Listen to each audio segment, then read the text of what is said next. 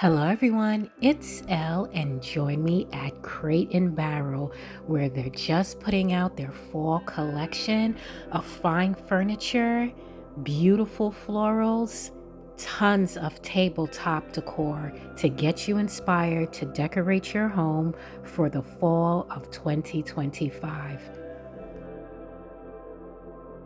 Allow me to share some of my favorite home decor pieces from Crate and Barrel this year, such as this beautiful con-ribbed whitewash oak storage cabinet that is stunning with travertine handles and so much storage.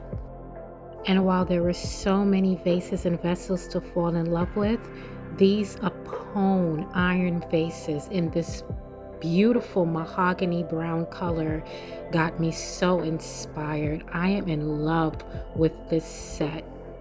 Crate and Barrel is also offering a variety of hunter green plush textured pillows that are really going to highlight your decor. Hunter green is the color of the fall this year. It's on trend.